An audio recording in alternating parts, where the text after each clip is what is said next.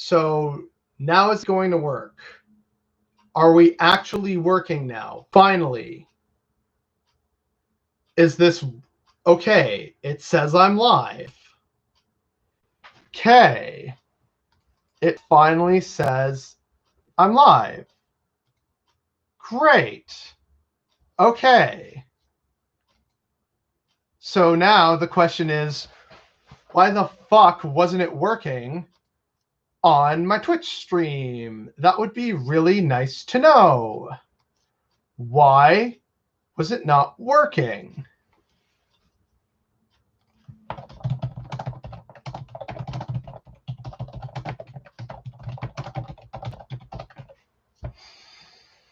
Oh, good God.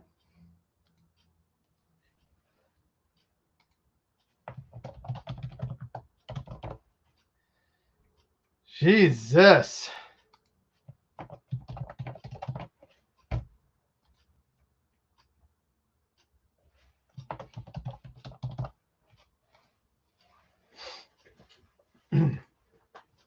Okay, so it says I'm finally live streaming.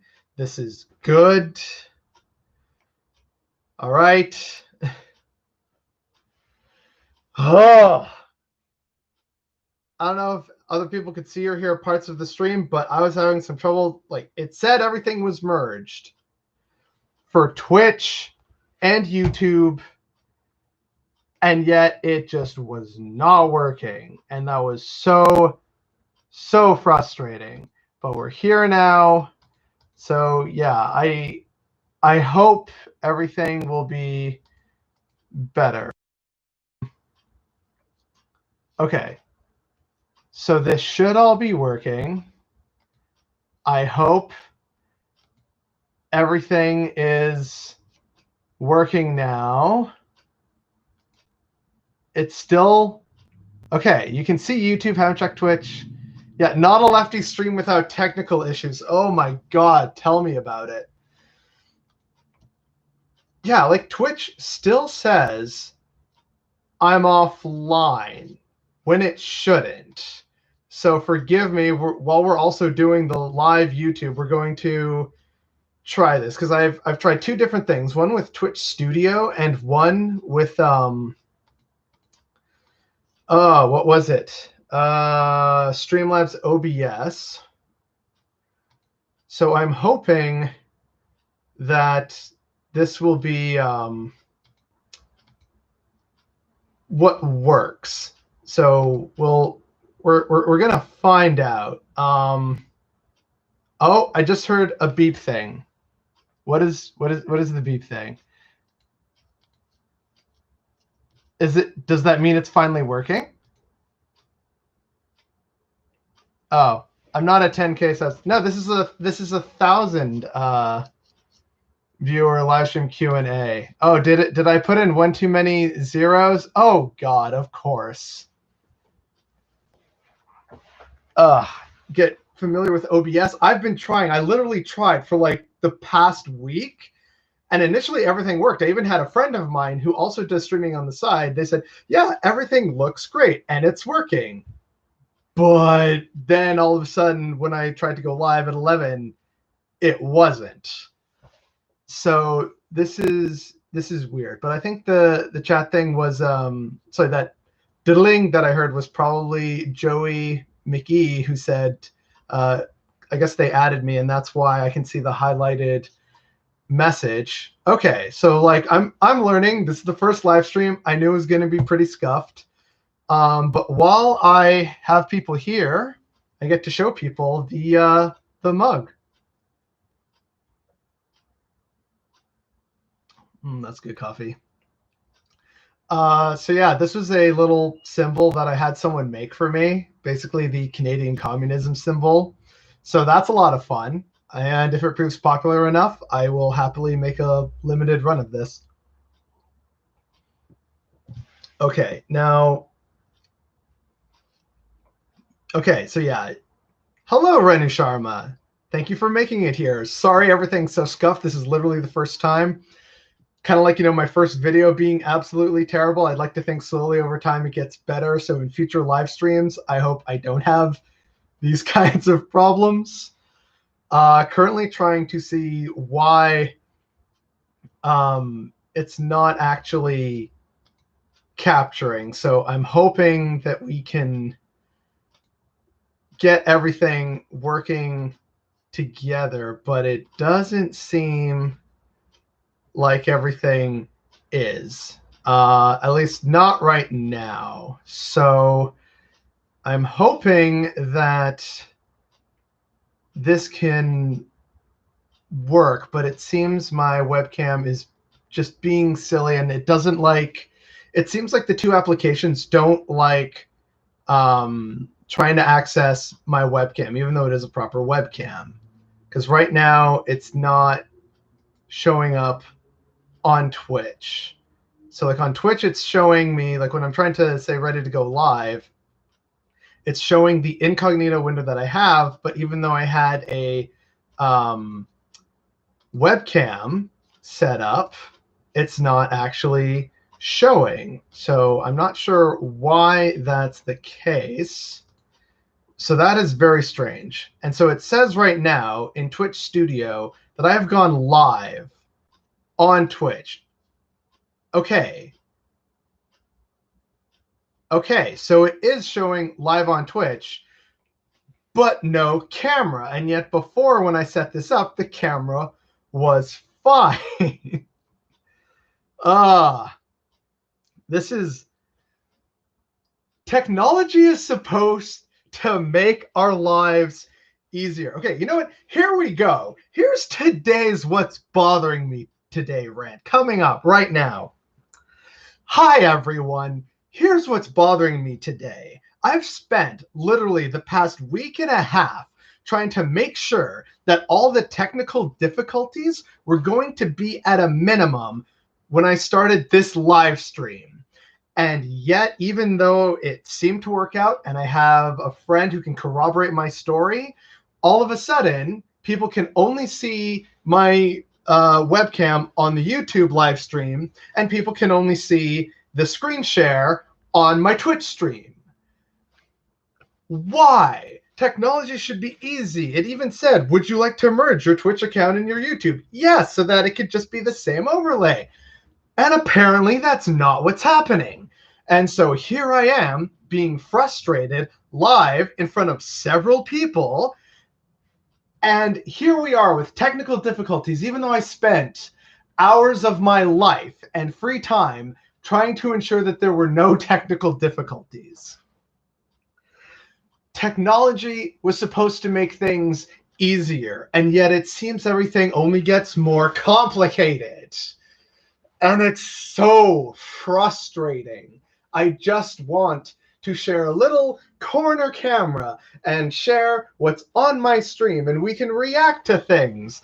But people on YouTube can only see my camera, and people on Twitch can only see the screen. So why, YouTube, and why, Twitch? You'd think that after years of practice, you would have gotten your act together. But the fact that you clearly haven't is what's bothering me today.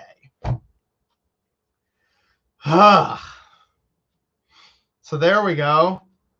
There's our little rant and video for today. I'll clip that later. Yeah, Sean Andernacht, hot off the press. Exactly. I don't know why on the Twitch stream they can't, because like I'm clicking it and it says, yeah, hey, your webcam should be here, and yet the webcam is not there. So I don't know what's going on, unless maybe I can change something in terms of no, that's the cam catcher. Oh my god, this is, I truly apologize for how scuffed this is, everyone. This was definitely not my intention. So here I can capture the YouTube one, but then if I try and mess with that, I can't. Yeah, it's not going to let me minimize anything. It's not going to let me minimize the screen. Okay, well, maybe if we do this, Okay, we are about to get super scuffed here. This is going to be super fun. Okay, and then this main capture, I want that to not be a wallpaper. Screw the wallpaper. Let me get a capture. Add another layer. Main screen share. Oh no, it only wants to do that, so never mind. What if instead we did this? Nope, that's still not gonna do it. CIA with another socialist coup. Yeah, see, this is the new conspiracy, right? This is the forces at work of Dennis Prager and PragerU and Dave Rubin and Ben Shapiro, and they're all clearly trying to silence leftist voices, and that's why everything is going to be so terrible on this, you know, terrible stream of mine. It's totally not, my fault or the fault of technology. It's a big conspiracy by people who I don't like, clearly trying to silence me, and it can't possibly be any other reason. Oh boy. Okay, so we're on the Be Right Back. Why won't it let me? It let me change it before, and now it's not letting me do it. Okay, let's change this capture on the live stream because I want it to be on this one. Okay, next. Good. Now, okay, that's the main. Now if I add a layer, okay, that's main. This is good. Okay. And will you let me add webcam? Okay, webcam. And it's still not showing. Okay, so doesn't want to do that. So that's a damn shame. So then what I'm going to do is I'm going to end the Twitch live stream because that's just not going to, it's clearly not wanting to recognize the webcam, and it also won't let me share the actual views here on YouTube. It's only letting me show the webcam, but I had set it up earlier so that I should have been able to have like a full screen share through Twitch Studio showing I had like the webcam in the bottom right corner. Everything looked fine, but it's not doing that. So I guess we're just going to have this simple Q&A right here. So let's actually start with some of the questions. Someone said, sorry, not said, but they asked me, what is something you're unbothered by? So actually, there's a lot that I am unbothered by. I'm not bothered by my friends, by camping, and of course by this community. It still blows my mind that I started first making videos like maybe 3 months ago at the most at this point, and we're already at over 1,000 subscribers and like over 1,600 followers on my Twitter account, which was started around the same time. Like it boggles my mind. I would have been happy with a few hundred, and here we are, well over 1,000. And I honestly can't thank all of you enough. It's something that I am very grateful for, and yet when I'm grateful about stuff, I struggle to find the words. But as you people can tell, is even though I had the little bothering with this technical issue, I'm still just happy that people are here and we're all kind of suffering through this together.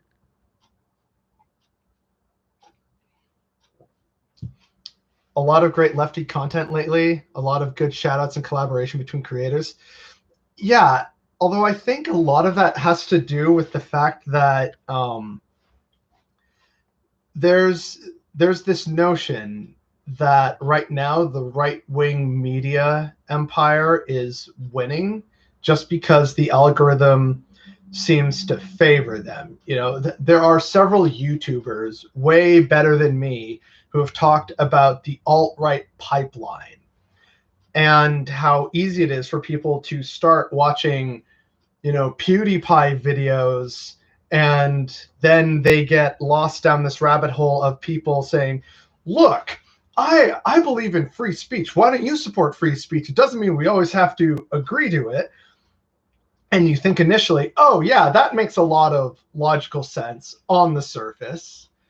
But then you have to go and deal with either people in the comment section, or you get recommended other videos that start saying, you know, they start trying this sort of faux rationale sort of thing of, if X, then Y.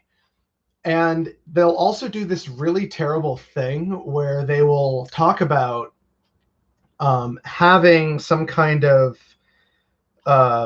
idea that shouldn't offend people, right? And it's all couched in very seemingly innocuous language, like, oh, well, you know, of course I support women's rights and this is a good modern position, but feminists are actually terrible, they've lost the plot. But they won't ever actually show you what other feminists are saying in feminist circles, because they don't actually care about it. They care solely about their position and making it known so that they can exploit the algorithm, and so that you can buy more of their merch if they have it and just consume their content. And of course, if you're clicking on that and watching it, the YouTube algorithm picks it up and they say, well, oh yeah, if you liked this Dave Rubin guy, you might also like Paul Joseph Watson, and then let's link you to actual neo-Nazi Stefan Molyneux right after that. And so when you start with PewDiePie, you end up with people like Lauren Southern and Stefan Molyneux talking about things that just aren't true, like the Great Replacement. And it's a really terrible thing. But because these guys are really good at business management, they figured out how to market themselves super effectively. And so to bring this back to the original point that was raised, you know, this brings up that the right wing just kind of has this broader media reach at the moment because they're so good at exploiting this. And I think a lot of the recent surge in leftist collaboration and mutual support is a natural response to that, to kind of try and show people, hey, hold on, you know, take a step back and really think for a minute. And I'd like to think I'm part of that, but I'm really just an angry Canadian ranting at a webcam for a few minutes. But I'm very appreciative that there still seems to be an audience for that. Because some people say I talk about things that they didn't know about before, which to me as a former educator feels great and really energizing, which allows me to keep making daily uploads. But yeah, it's a big problem. And I think that the leftist solidarity is a response to just the sheer mass of right-wing media that exists on social media these days. Yeah, classic. I'm just asking questions.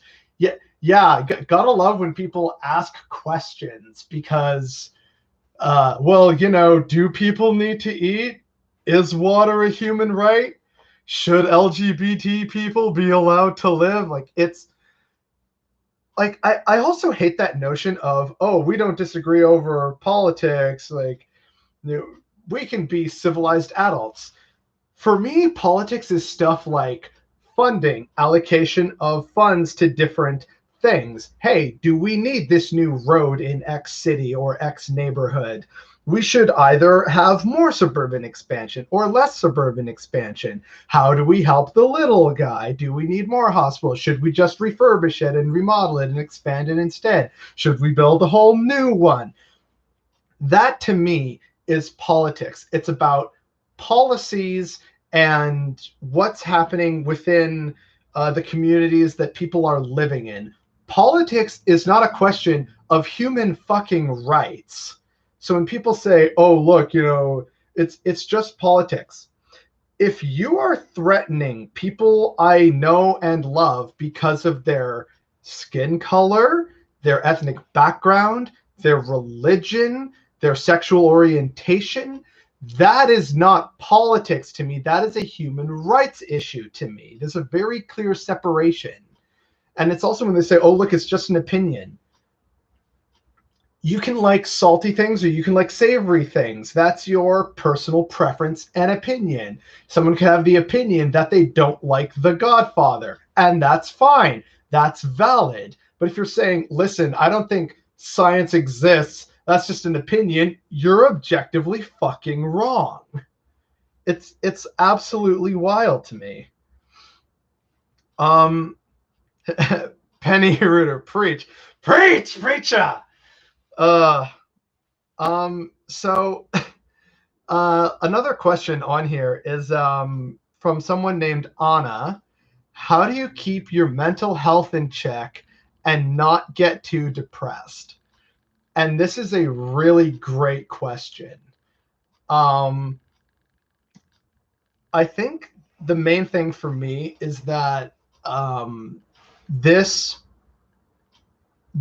thing that I do here, these rants, are I always intended them to be very quick and off the cuff, and for them to be very cathartic for me, because I don't always want to write a 1,000+ word article or op-ed about some issue that's not being talked about, or a perspective on an issue that hasn't been offered and spread around. I've done a few of these in the past as articles, but it does often tend to take a lot of time and energy for me to do those. Whereas just simply, turning on a webcam and saying, hey, everyone, here's what's bothering me today, blah, blah, blah, blah, blah, blah, blah, and that's what's bothering me today, is very easy for me to just take out of my day, whether it's morning, noon, or night, and just get my thoughts and my feelings out there. And so because of that, that's more of a cathartic release than being some kind of prison, because I'm not necessarily going out and looking for it, right? I'm not thinking, oh, what are the top trends right now? Because if I was going off of top trends, I would never cease talking about Trump and the Republicans. Instead, this is more about what sort of speaks to me, and I realize there's a little spark in there, and I think, yeah, I want to talk about this, even if it's not entirely relevant to current trends. And on the issue of depression, I do have bad days. I don't let people see them, or I try not to let them see them. But there was one particularly bad day, I'd say maybe a few weeks or just over a month ago now, where I definitely had a bad day in terms of mental health, and there was just so much bad news that I just came across. Again, I wasn't looking for it, but I just came across, and it was just, oh God, why is this in the world? Why are we on this planet, kind of thing. But it does happen. But for me, it's about still finding something, even on those bad days, that I want to get off my chest. And I find that does help me. What's the word here? It doesn't alleviate my depression, but it's like a form of venting, like when you just vent to a friend about something. It's like that for me. Even on a bad mental health day, that helps even just a little bit, But other than that, it's an act of self-care. So, okay, I go camping. Like that camping trip did a lot of good for me. It could even just be, okay, I'm not going to touch my phone or the computer screen for the rest of the day. I'm going to do other things. So I'm going to write. I'm going to read the 30+ books that are still on my quarantine reading list. My dad or my mom need help doing something, or at the storage unit, lifting and moving heavy boxes, looking through stuff, helping put the garden to bed in her garden, like whatever it may be. something else to sort of take a break. And all these different things I find help keep my mental health in check so that I still have the energy and the drive to do this on a daily basis for as long as I can do that. Where have your articles been posted? I've done, I think, 2 or 3 on medium.com. And I've also done 2 for Unpublished Ottawa, like 2 op-eds. One was about Don Cherry and the whole racism thing. And the second was about Ottawa's declared climate emergency when it clearly wasn't, based on what I was hearing. So that's where I posted those. What do you think about half the Trump administration coming down with COVID? Sorry, but I gotta ask. Hey, never apologize for asking questions unless it's a really offensive or like deeply personal or just clearly trolly question. But that I think is a good question. So the idea of the Rose Garden super spreader event, as it's come to be known, my thoughts on this are you get what you get, because really this is the crowd that has routinely said, oh, we don't care about masks, we're strong, brave, tough Americans. And whether they actually believe this or not, and it's just a front that they put on for their voting base to keep getting their money and their support, either way, it shows that you reap what you sow. Now, we live in the bad timeline, so I don't think anyone's going to get really sick or die from this. But I think it is interesting in the sense that all these people attending a super spreader event that they obviously didn't realize, I'm hoping that this will make them take the virus more seriously in the weeks and months ahead. Now that they realize, wow, one person had it, and now like half the White House, this is a national security threat, and we should treat it as such. That would be my hope. But am I optimistic about that? This is the Trump administration, so no. Being in nature is the best medicine, unless it's January up north. Look, I'm going to sound crazy, but when I lived in Spain, I missed Canadian winter, including the cold. Now, yes, there are some days that absolutely fucking suck, but I don't know, there's something way more energizing about going out and taking that deep, sharp breath of cold morning air. It wakes me up better than coffee ever could. Oh god, it's cold now because I have like a half open window. It's like iced coffee now. Your thoughts? You saw the recent article about Trudeau and his socialist coup. A lot of lefties were laughing at the article, but I think these articles are deeply insidious. Yeah, okay. So once again, this just proves what I had always been saying about Leslyn Lewis, which is that she is just out to lunch on a great many issues, but she manages to package things within the language of sounding smart and very sincere and thoughtful. And I don't think that those are necessarily untrue, but by using that language, people take her more seriously than she should. She does have a few valid points, like how she brought up the abortion debate and an aspect about it that isn't actually talked about in Canada. That I thought was actually very smart. The problem is that lots of other people would see that and then think, oh, well, what else has she said that sounds kind of nice? And this is something that happens with a lot of conservatives, is on the surface, it sounds like it makes sense, right?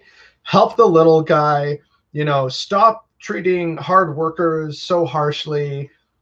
If everybody just left themselves alone, then the world would be a nicer, better place. On the surface, these all sound like, yeah, that makes a lot of sense. But then when you realize that society is more complicated than a fistful of talking points, it requires more than a fistful of talking points to form any kind of cohesive policy. And that's why the conservatives and Republicans, etc., they're always just talking points. There isn't actual real solid policy. It's just platitudes, and that does not a government make. And to really answer the sort of insidious part of that article is it's troubling because that's a member of the Conservative Party of Canada. And the Conservative Party of Canada has done nothing to rein in the worst excesses of its party. The open bigots, racists, Islamophobes, homophobes. And it's a problem because then they get into their own little bubble and they think that everyone else is out to get them and there's a socialist coup. And I mean, believe me, if there was actually a socialist coup, I would be right there for it. But it's not, because people don't realize, well, a lot of people don't realize that Justin Trudeau and the Liberals are just a bunch of centrists who would happily merge with the Conservatives if a true left-wing power ever rose up to threaten the established order. We saw that happen in Saskatchewan. We've seen that happen in BC, where the BC Liberals are basically the Conservative Party. It's just absolutely infuriating to me that people are allowed a platform to say very dangerous things, and yet they don't face consequences for their actions. And this applies whether it's in print, like we saw with this Leslyn Lewis article in the National Post. It applies for YouTubers saying and doing very dangerous things that, of course, their loyal millions of viewers are going to think is okay and try and emulate in their daily lives. Whether you're on Twitter calling for, people to be beat up, killed, run out of town, on any such platform, to call for any kind of violent action or to suggest that there's a huge conspiracy afoot and you need to challenge this is just I can't even find the right word for it, but it's just so disheartening sometimes to see how many people buy into this with no evidence whatsoever. That's disgusting, cold coffee. Hey, iced coffee is good, okay? Except this time I just got it without the ice.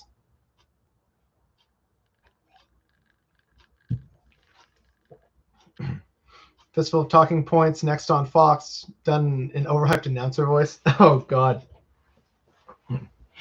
Today on Fox News, is Biden actually secretly a zombie? We bring in two people who are not experts. Let's take this seriously for a minute.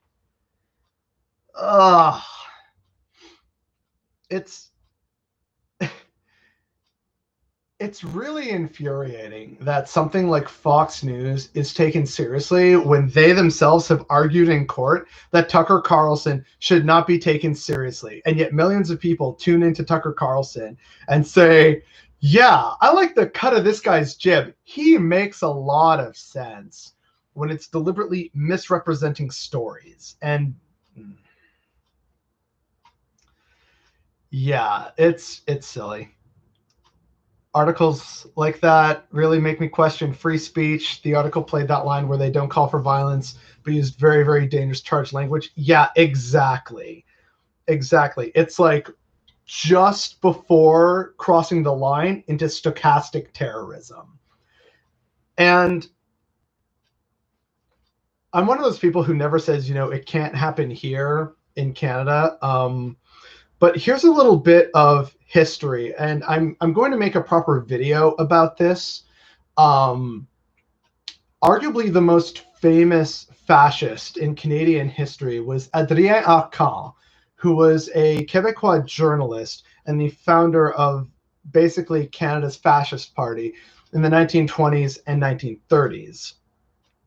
Now, eventually, the party was, of course, banned, and rightly so, especially as it became clear we had to fight the fascists in Europe.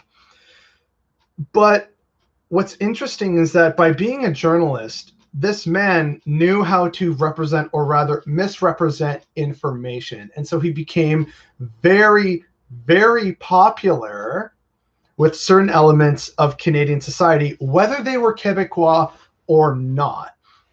And so even though he never garnered enough support to really threaten the Canadian establishment, it still shows that one man was able to be effective enough to begin a movement that garnered at least tens of thousands of supporters in Canada for a fascist cause. And so that does concern me. And it's also why the socially conservative wing of the Conservative Party of Canada and the, I don't know, maybe still technically existing People's Party of Canada, they definitely bother me, and I'm concerned of them because I know that it just takes one really good person to drum up support and make an appearance on the national stage. But I'm definitely going to do a full video about the history of fascism in Canada, and specifically Adrien Arcand, because in some ways he's a very laughable but also fascinating character in Canadian history who no one knows about. And I feel it is important that we do. The reason why I haven't done it yet, and here's a little insight into a lot of my videos, for historical ones like that, I actually tend to do a fair bit of research. This is why you'll usually see I'll put sources in that video, which shows this is where I pulled from. And I will usually read those over and over until a broad narrative actually sits in my mind. And the result of that means that I don't ever cover everything that I want to do. And that happened the first few times. And so what I started doing was I had some little cheat sheets. I think I have one here. Yeah, okay. So for example, for my Nestle video about how terrible they are, I made this little written list about all the different ways in which Nestle is terrible. And then I had this either, it's sort of wherever I have space on my desk. My desk is kind of a bit of a mess right now. So it's either to the left or right in front of me or to the right. And this is also why sometimes when you see me in videos and I'm looking down to the left, to the right, I'm quickly checking a note to make sure that I've covered most of what I want to cover. Most of the times I do, but it's always just kind of like an extra backup so that I'm sure that I cover the key points, because obviously I don't want to go back and re-record a whole thing if I've just done the rant. Oh, geez, I'm falling behind a little bit. Right, these people make all us in the USA look like total morons. You know, America is complicated. It really is. I have several American friends and family, like about a good 3 or 4 dozen American friends and family combined. And I've been to America, and I've spent a fair bit of time in my childhood in the 90s in Southern California, mostly San Diego. And I've been to New York, I've been to Maine, Vermont. We have family in Florida. And there's so much of America I want to see and visit my friends in the Pacific Northwest, in the Sun Belt, in the Deep South. I'm fascinated by the history of the Deep South and the Creole culture of New Orleans and Louisiana at large, and in parts of Alabama. I want to see all these interesting places that have centuries of complicated and fascinating history to tell. And, you know, I get it. America is, you know, the size of Europe and has so much incredible cultural and geographic diversity.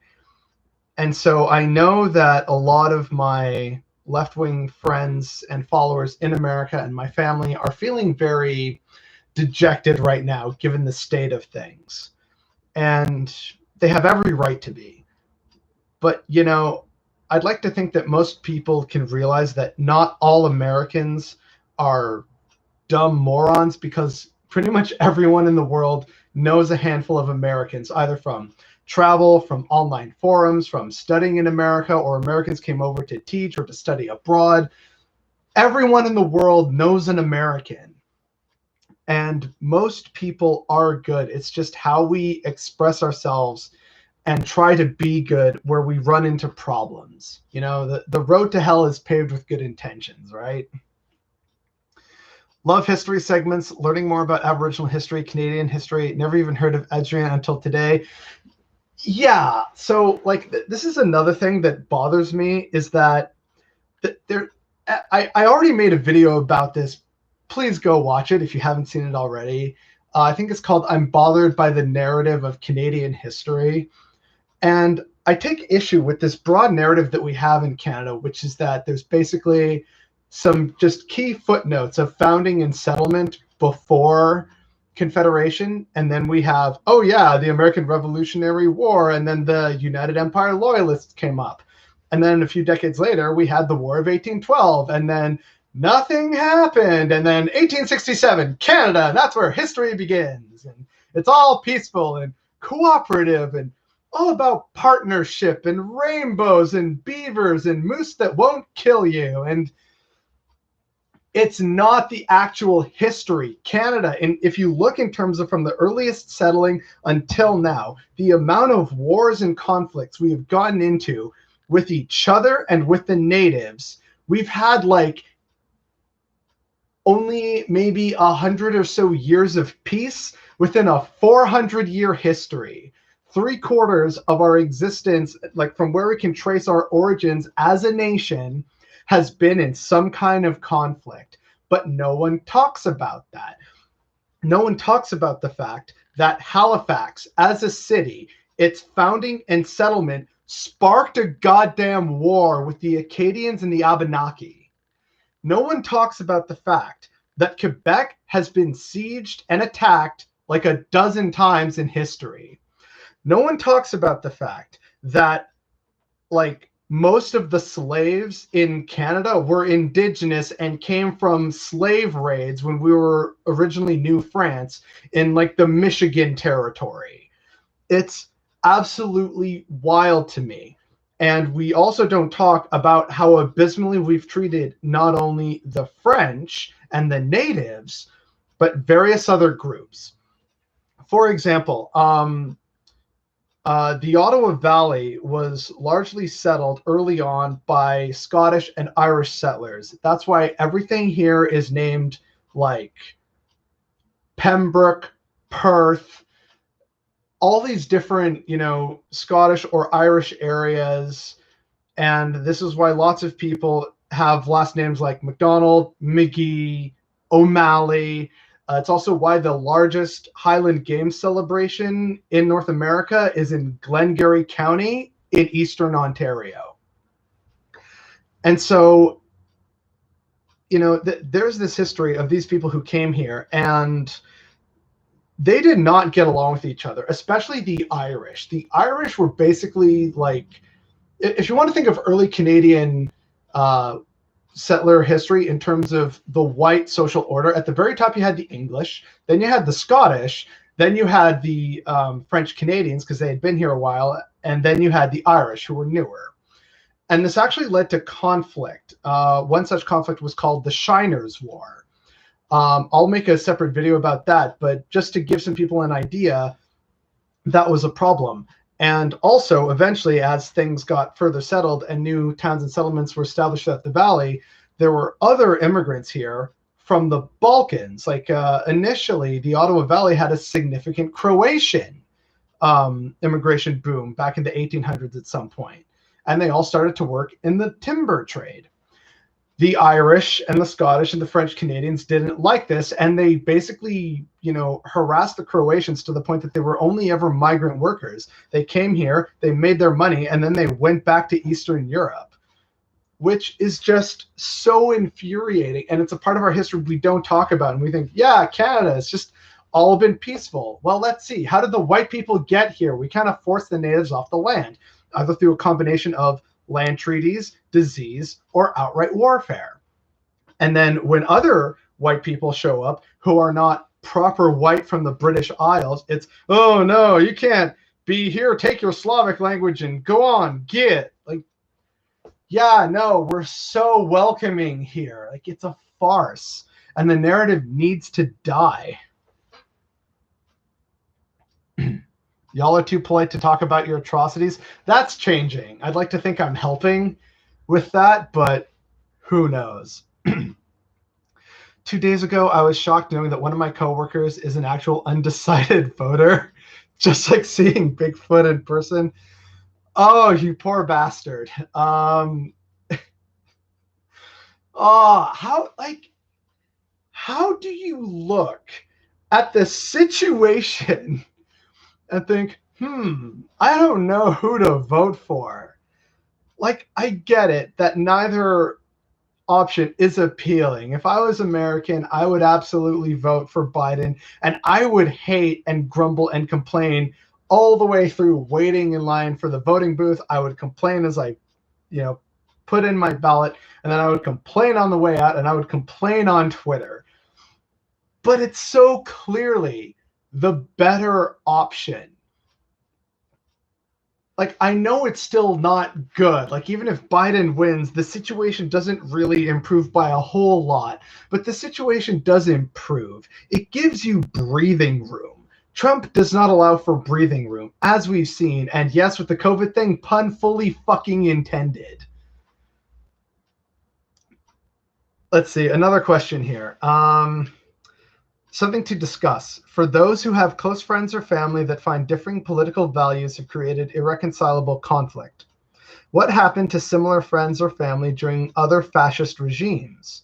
What became of such relationships should the people survive after the regime was toppled? This was asked on, I think, my Facebook page by Victor. Okay, so right. This talks about irreconcilable conflict during times of crisis and civil war. This is a fantastic question, and I get to be be a little historical for a second. So some of the most, I think this was in relationship to fascist Germany. So I want to talk a bit about fascist Germany, fascist Italy, the Spanish Civil War, which then led to the fascists taking over in Spain. And I also want to talk about Ireland and the Troubles and the conflict between Protestants and Catholics. So the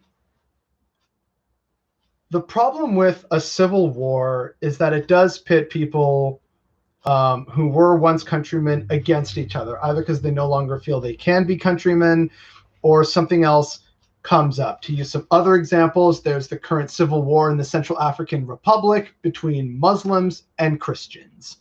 There's the civil war in the 90s, the Rwandan civil war / genocide, which pitted the Hutus against the Tutsis. There was the various Balkan wars and the Yugoslavian civil war that led to the reason why we have independent Slovenia, Croatia, Serbia, Bosnia and Herzegovina, Montenegro, and North Macedonia today. And the problem is there's always some kind of conflict that erupts, whether it's ideological, religious, cultural, ethnic, linguistic. It could be something like that. And this is why, again, in Canada, the tensions for a potential civil war still lie in either an urban-rural divide or in the classic cultural divide between, say, broad parts of Canada and Alberta, or English Canada versus French Canada, which is by and large Quebec, or Newfoundland and Labrador having formerly been their own independent country, and then they joined Canada in 1949. And of course, there are still those who have aspirations to make Newfoundland and Labrador independent again. And it's a very distinct culture, and it's also in a remote region. So these are usually the impetus for some kind of civil tension that could then lead to civil war. Do I think it's likely in Canada? No, because most of us have agreed if the country wants to break itself up, it's allowed to do so. That shows that the Great Canadian Experiment has failed. But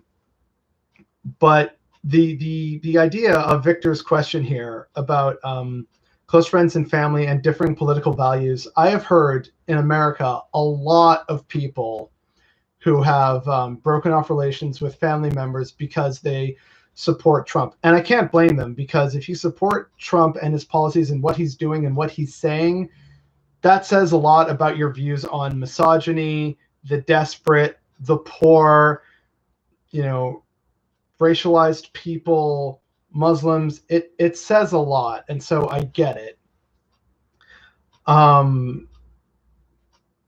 Normally, when it comes to a civil war, this is where the breakups of families begin.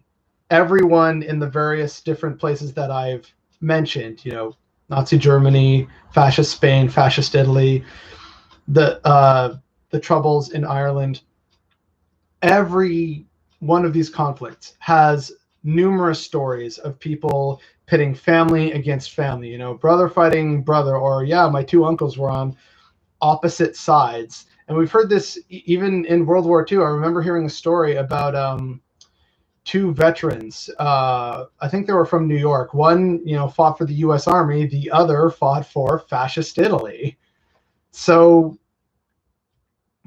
ideological conflict, when it becomes part of your core being, it can lead to the breakup of families, nations, and societies.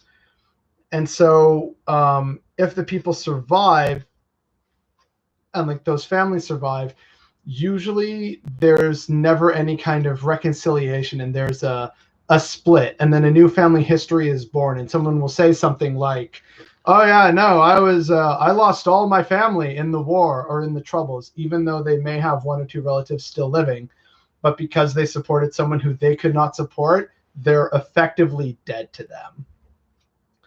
So it's not good when this happens, but it is unfortunately a part of any kind of cultural tension or conflict, whether it's religious, ethnic, cultural, linguistic, geographic. That's how it is.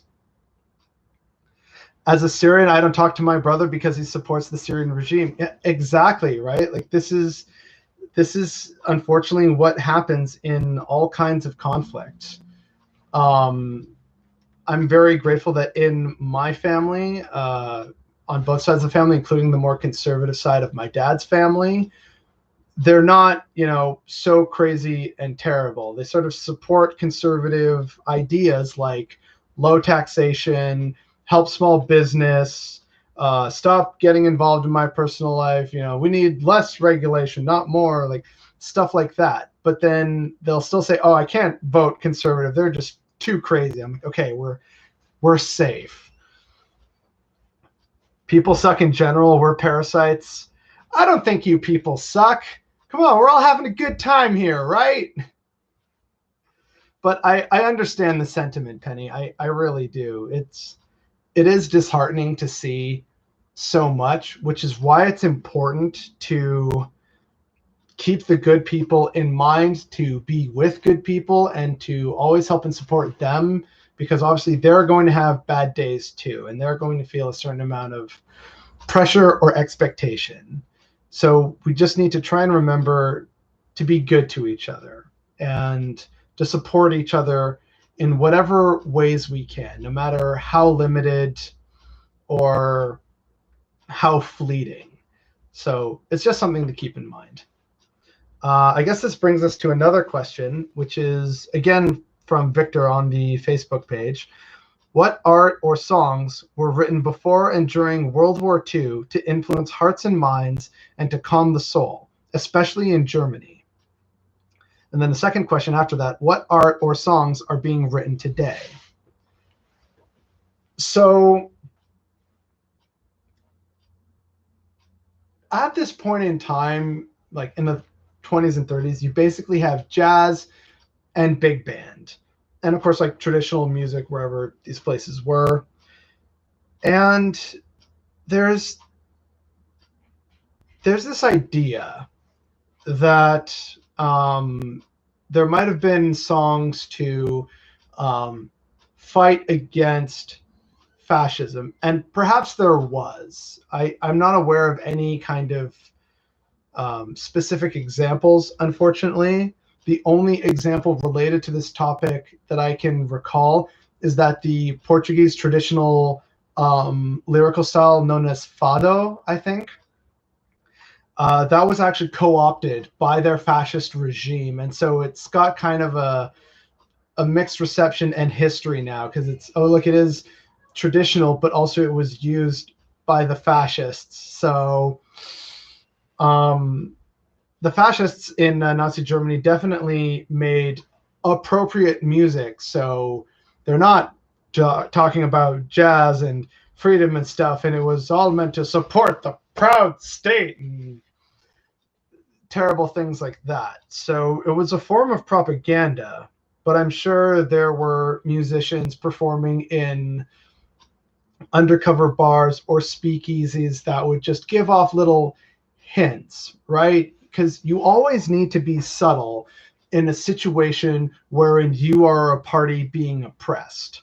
To use the American South as an example, all the sort of slave songs that would come about were often secretly directions to how to access the Underground Railroad, or give them an idea of what the region is like. You know, gonna take my boat up to the bayou and then cross into the river. Like, it was always giving other slaves an idea of, hey, listen, we can't openly talk about this because we don't know who to trust, and good old slave masters right here.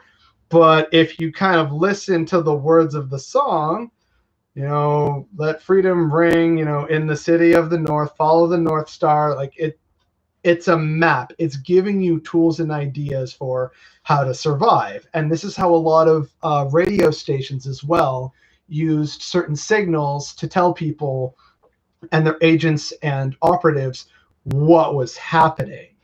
So it could be right, and you know, the last train has officially left the station for Munich tonight, heading out at 10:15 p.m. So if you want to catch that train, be sure not to miss it. And you're thinking, wait, no train is leaving that late. Oh, German Nazi depot. Okay, we can blow that up. Like, that's how it worked. So is there song and music? Sort of, but not really, because everything had to be very carefully managed so as not to attract the attention of the oppressors, which would result in your imprisonment or worse, death. We need an artistic revolution. That's when real change happens. Oh, that would be so nice. I don't know how likely that is, but we'll see what happens. I know there's a lot of great art out there right now. There would be more of it if we lived in a more egalitarian society that didn't see profit for corporations as the sole driving force of meaningfulness in existence. But it is what it is. So yeah, that's a little infuriating. But you know, there's good stuff out there. There's good music. There's good art. There's great YouTubers, great TV shows. There's wonderful street art and murals. There's people making all kinds of crafts that you can support. There is stuff out there, and I know it's not enough to say just support local artists, because normally their supplies are more limited and finances are more limited for all involved. So it's not just a question of support local artists, support local business. You still need a paycheck to do that in a capitalist system, which means we still need to address the root cause. To ideology. Shall we strategize, i.e. discuss beliefs, political ideologies, and then reconcile with the realities of current political culture? Is this the crux or collapse of the American intellect? I'm not sure if I fully understand that question, but if I'm understanding it correctly, you're saying, what should we strategize or prioritize in terms of beliefs and political ideologies to, like, convince people who are not us, not leftists, and bring them into the fold? If that's the case, then I think the main thing that people can rally around, like the common good idea, is that billionaires should not exist. They're not paying their fair share, and they should. That is what should definitely be happening, because at various places I've worked, including with extremely conservative men, that is something that we all seem to agree on, whether it's in an office space, working as a courier, working as a mechanic, working at a grocery store, talking to people online. That is the commonality. There is too much inequality. Billionaires should not exist. Tax them already and actually make America great again that way. That's the common good. If you can really drive for that, that also solves some other related problems, such as wealth inequality and how do we get funding for various different projects like schools, roads, public transit, healthcare. That's how you do it. And if you tax them more, that's less money that they can use to influence various political decisions and politicians. And if that's happened, then they have a lot less power. And that benefits everyone. So that for me is the big driving goal of that's what we should do to kind of bring everyone together. Oh my God. Are you saying we need to build a guillotine or 3 from Beau of the Fifth Column? Well, thank you for being here. I'm very, very pleased that you are here and managed to make it. And to answer that question, I'm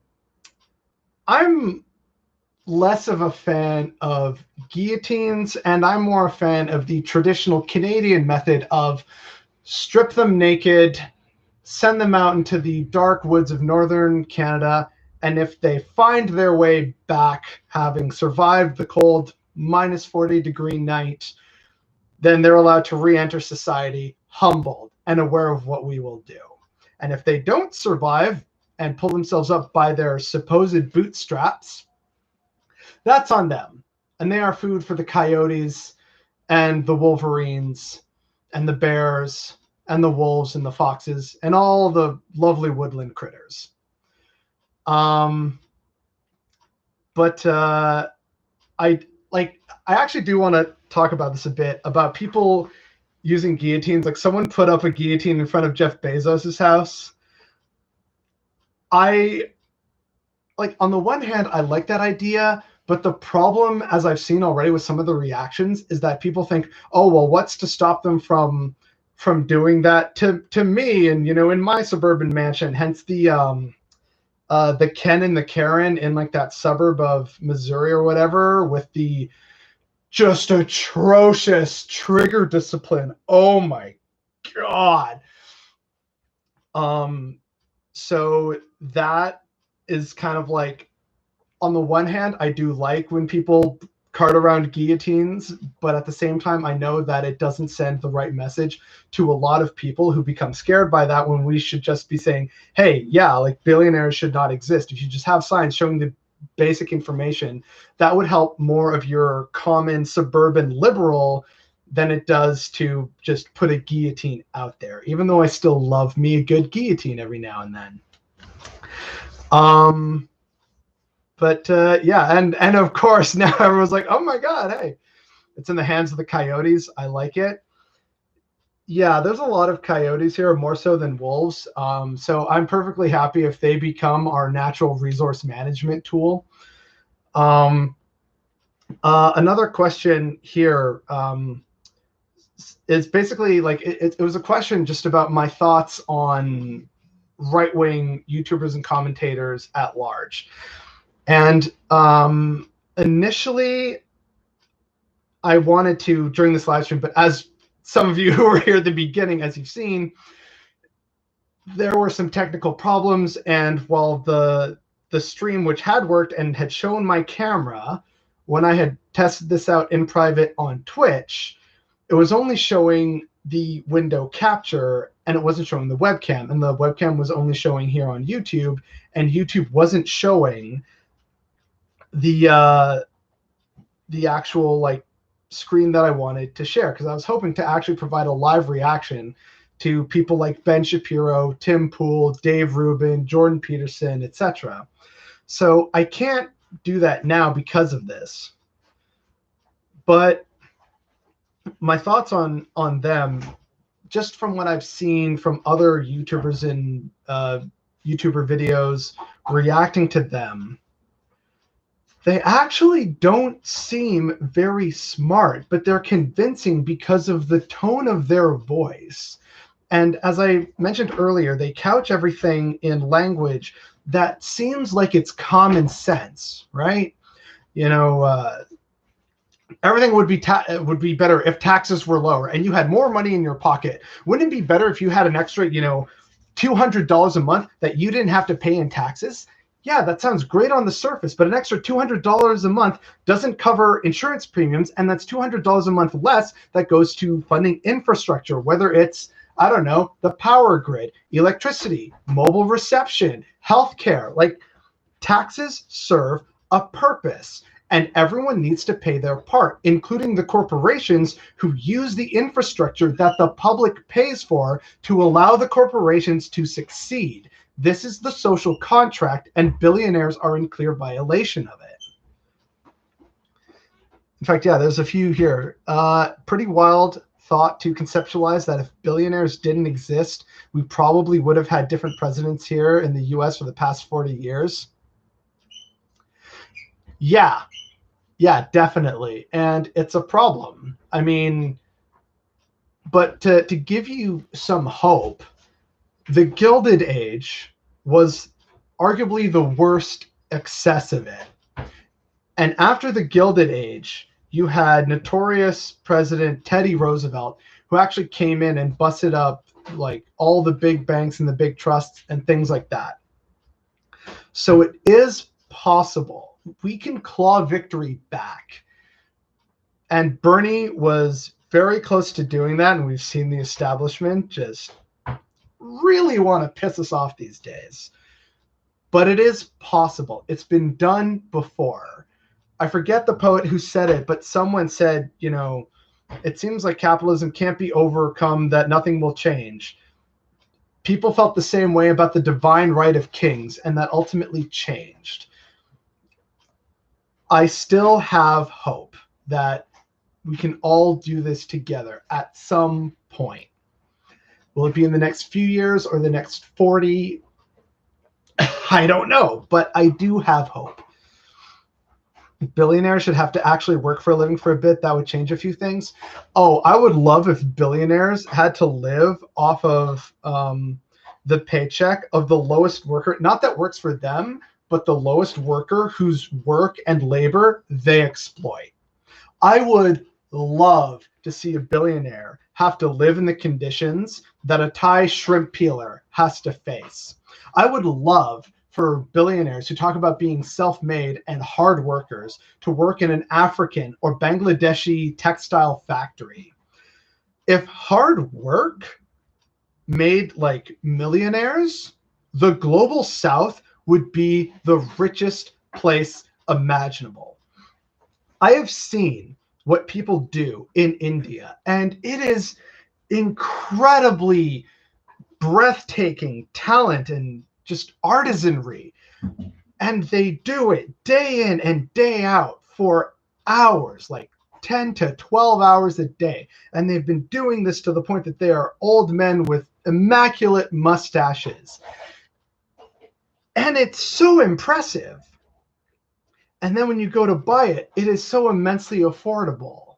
And you think, oh my goodness, like that's crazy. And I want more of that as opposed to like mass-produced pots in a Chinese steel factory somewhere. Bezos should have to work in one of his fulfillment centers, having to pee in a bottle to keep up. That would be a wake-up call. See, I don't think that would be a wake-up call for him. He would just instead you know, before having to do that, he would just say, oh yeah, they're allowed to have breaks now. See, aren't I so good? That's clearly his ploy with this new like preschool that he's set up for Amazon employees. Just pay your taxes and we can get more than one school for this. It's really frustrating. Oh, do you have any content creators that you like that talk about current Canadian leftist news? Yes, actually. Unfortunately here in Canada, because we also want to get people to watch our stuff, we talk about a lot of American stuff as well. And so some really good ones that I like to watch of like leftist news. You have Mexi, who has a monthly, you know, good leftist news report. There's also Cristo Ivalis, who pretty much does like me daily videos, but he has a way better mic, way better camera. I think he's also like a poli-sci graduate or something like that, and he's done work in journalism, I think. So he absolutely has a great show. If you haven't heard of him, please go support his channel. He's also been one of my earliest advocates. He was one of my first followers. He's usually one of the first to reblog stuff like, oh, hey, I'm live streaming, or here's my thoughts on this. Like, he's great. He also helped bring the No Comrades Under 1K hashtag to my attention. So Cristo Ivalis definitely has a special place in my socialist heart now. There's also not so much leftist news, but talking about a lot of leftist concepts and how they apply to the modern day. Thought Slime.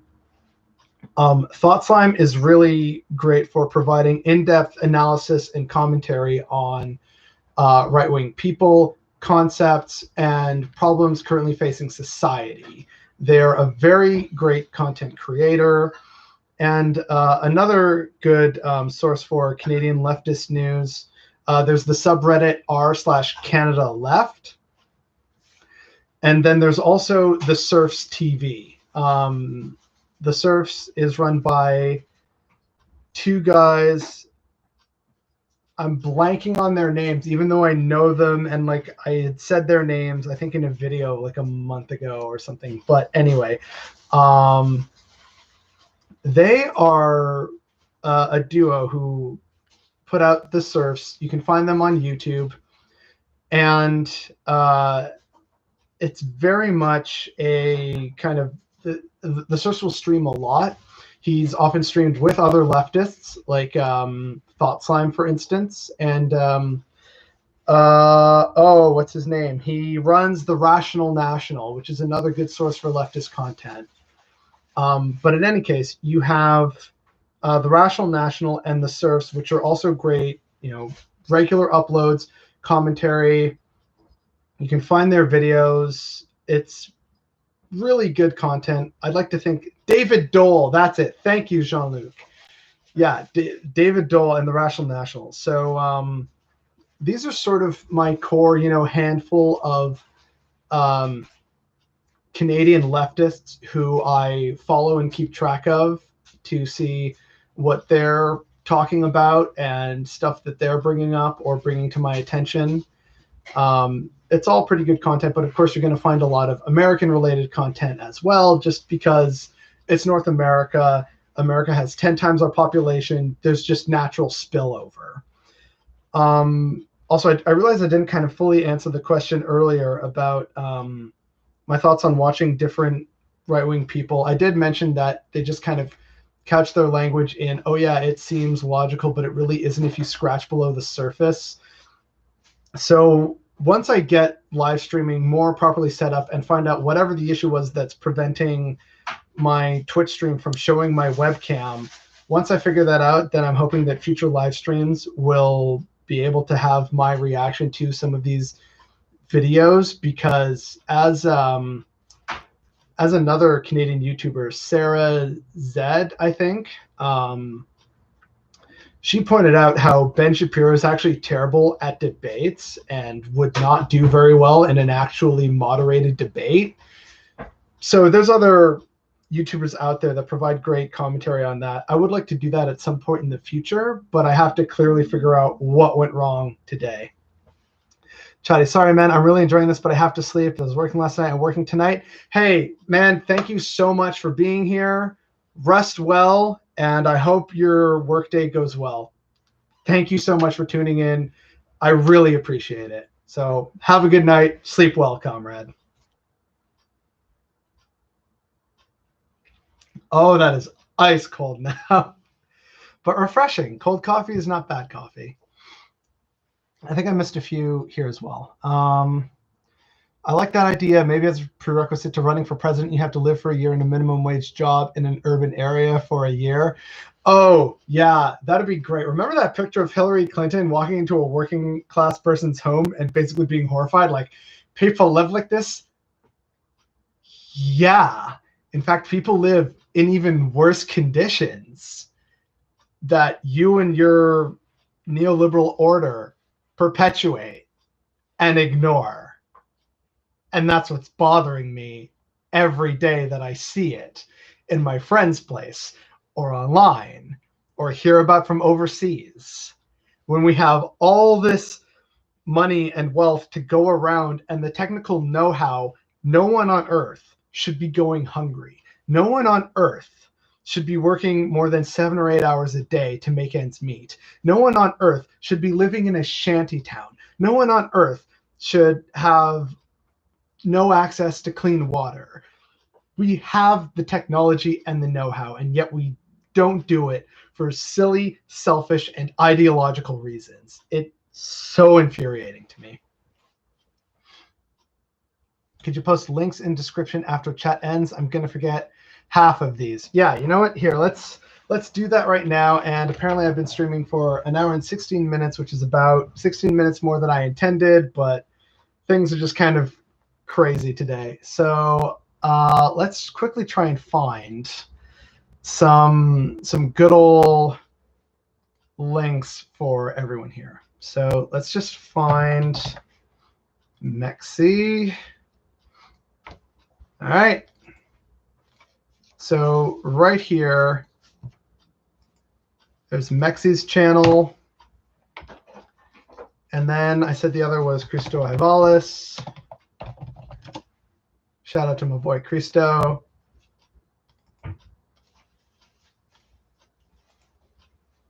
So this is Cristo Ivalis.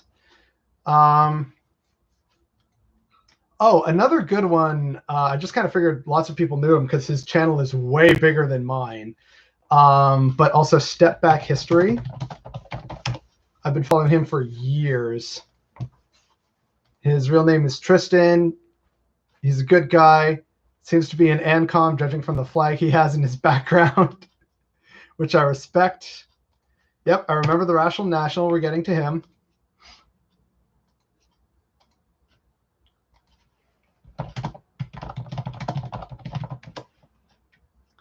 The Rational National. So here's the Rational National. And then I think we also said the Serfs, who have also been a pretty big advocate of mine, which, you know, just feels good. So they have 2 channels. So the first one here is the Surf Times. They also did a promotion for me, actually. They were promoting leftist projects at the end of their videos. So in one of the Surf Times videos, I make a little 30-second appearance at the end of one of their videos. Watch their videos to find out which one. And then here we have the Surf's other channel, just the Surf's as opposed to the Surf Times.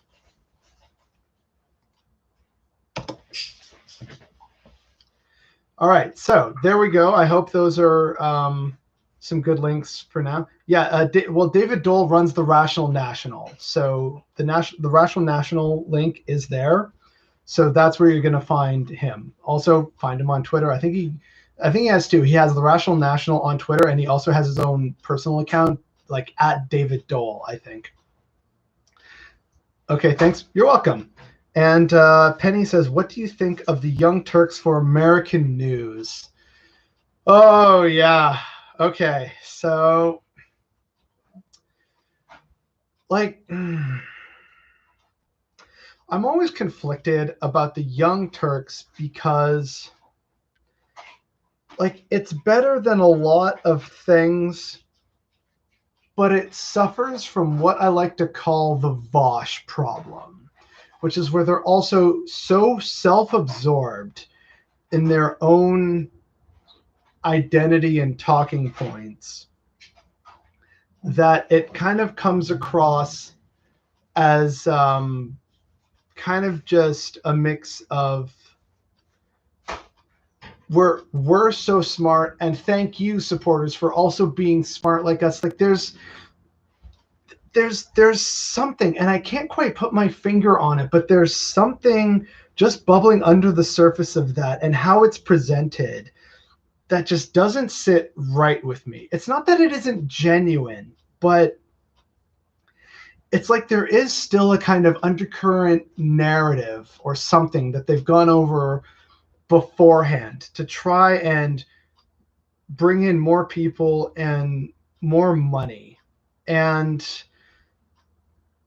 while again, it's not that they don't raise good points, but there's just something about how it's done that I can't put my finger on that just doesn't really sit right with me. I have watched their videos on occasion. I'm not subscribed to them, but every now and then, I watch a video, and over the years, that feeling has still persisted. It's Cenk always selling. He hasn't lost his Republican roots. Like, okay, so Cenk Uyghur is a complicated individual. I think how he feels about the left and Bernie and the points he raises to try and expose people to the system, I think these are all incredibly valid. I think he means well and actively tries to do good. I do believe that. How he does that, though, is another matter entirely, and how he communicates that is another matter entirely. There was some tweet, like my memory is honestly pretty bad, just because like stuff happens so quickly these days. But I think a while ago he made some tweet of some kind, and other leftists picked up on it saying like, yeah, see, Cenk isn't really a comrade, and it had to do with how he phrased things or believed in something. And I just thought, like, why do we care so much? And B, it's also like, yeah, okay, I get it, he's not the perfect leftist, but if he's still trying to help the cause, then we can try and gently guide him to better ways of doing it. Like, I was not always a good feminist. It required other people, very patient women, to sort of help explain things to me and make me sort of pause and go, I never thought of it that way, or I hadn't realized that, or really that's the case, I didn't know that. And so over time it got better, right? So that's kind of how I feel about that. Left gatekeeping is a major issue. Oh, dude, tell me about it. Like, we have literal fascists in the streets. Can we put aside our infighting until after the imminent threat of fascism and the destruction of the planet have been put aside? Then that can be our new marketplace of ideas. Then we can complain about ANCOMs and anarchists and left-wing libertarians and centrists and socialists and social democrats. And let's do all that fighting after we, deal with the imminent threats of fascism and climate change. I would very much appreciate that. What you're saying is like Bo's bus analogy. Great video, by the way. I don't know if Bo is still here, but that was a great video. Fantastic. And tankies. Yes, tankies are obviously included in the discussion. Like, they're part of the left, so that can be, the new left after we hopefully fix things. Like, the pressing issue are the fascists and the dying planet. I don't care if someone's a perfect leftist or if they're an ANCOM or an ANSOC or anarchist. Like, please, can we all just put that aside for now? We can tear each other to shreds after we've rebuilt the world. Please. Be truthful. Don't hold back. I have mixed feelings. I take them in small doses. I feel like I was truthful with what I said about Cenk Uyghur and some of the complications and how, like, he's not great sometimes in how he does things or handles things, and just like that undercurrent of the TYT and how there's just something about how it's presented that just doesn't jive with me and I can't put my finger on it. Redacted tonight. I know what you say about YouTube strikes me as RT too, but is RT actually any good? I actually don't know. I haven't really watched enough Redacted tonight to really have an opinion on them so far. Again, because of this YouTube channel and stuff, I'm relatively new at streaming videos and just finding other leftists, whether they're Canadian, American, or from somewhere else internationally. My first introduction to LeftTube was ContraPoints. Natalie Wynn. Hell yeah. Redacted tonight always needs to be questioned. I mean, okay, I guess, again, I haven't really, I don't think I've seen any of their videos, so I really can't comment. Yep, we have to distinguish the long term from the short term. Can't get to the long game if I don't live through the short. Exactly. It is really infuriating. Like, the infighting and purity politics is something that needs to be put on the back burner for now. We have way bigger fish to fry. Not to say that those, other things won't become important in the future, but in terms of the list of most pressing things, it's nowhere near the top.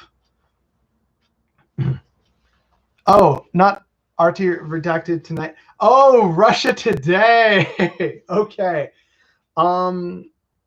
Again, I've seen some of their stuff.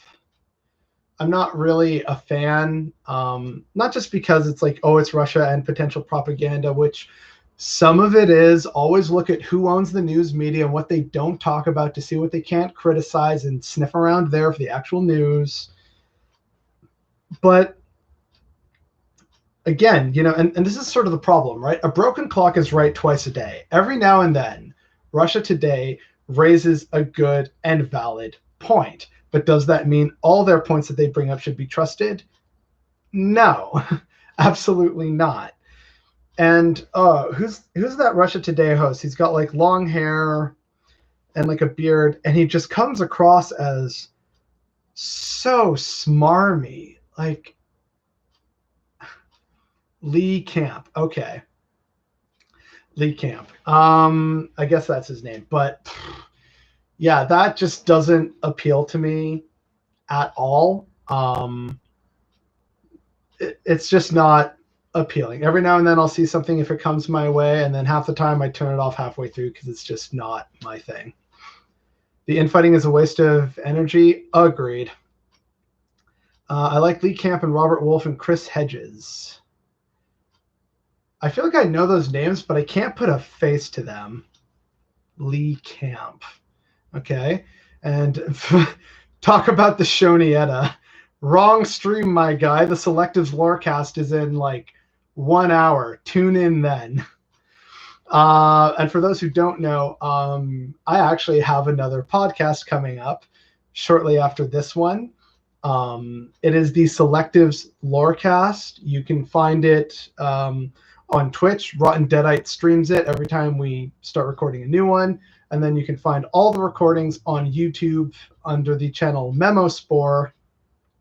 And that's where me and a bunch of nerds talk about the lore of the Elder Scrolls universe. So anything you want to know about Skyrim lore, about Oblivion lore, Morrowind lore, the lore of Tamriel and the history and the Godhead and all these different cultures and the different races. We talk about all of that and more. So if that interests you, go check it out. Also, sometimes a little political. We sometimes make a few jokes using in-world references relating to real-world problems or issues. Okay, so Haya Nimadi keeps saying Lee Camp, so I need to look up who Lee Camp is just to confirm. Yeah, okay, that's definitely the guy, and there's just something about his smarminess that I do not like. Penny Ritter, been great, gotta go, but I'll try and catch you live again. Love chatting and getting an outsider's view of what's happening down there. Penny, thank you so much for being here. I also gotta go soon. I'm hoping to end this around 1 o'clock. So again, thank you for joining, and thank you for some lovely questions.